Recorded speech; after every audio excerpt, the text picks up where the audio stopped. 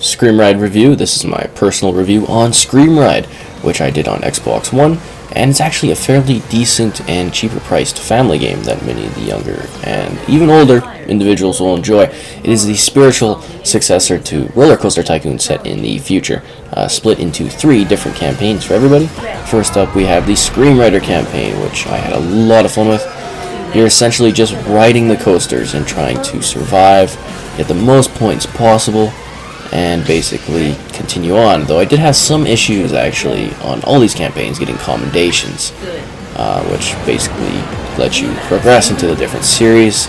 Every series has about, 3 or so levels. Next up is the Demolition Expert, which has you usually catapulting or launching a cart or generally just destroying things.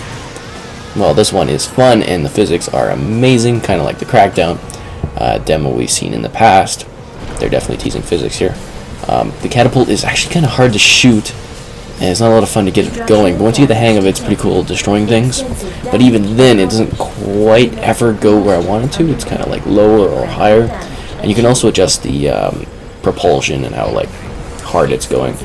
Next up, we have the Engineer campaign, which is the 3rd and final one, and also my favorite. This has you building, mending, and fixing. Well, mending and fixing the same thing, but you're essentially just playing around with coasters and then testing it to see if it actually works. You have certain objectives that you're supposed to get on every level in order to progress and get the highest points. I did really well at this. I was really good at it, and it was a ton of fun playing around these coasters. It also tends to take a little bit longer to do this mode than the others, but that's because you're building and testing things out.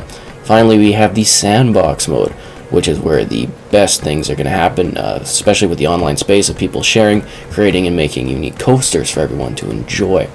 I already downloaded a Loch Ness Monster and some other ones, while also uploading some tracks that I made in my spare time, just to get used to it. There's tons of scenery, new things can be unlocked by playing the campaign, and this is definitely very promising for the future of Screamride. Overall, I enjoyed the experience. It's a cheaper price, and I think you'll enjoy it. I gave it a 7 out of 10, which is solid. Follow the channel and let me know your comments.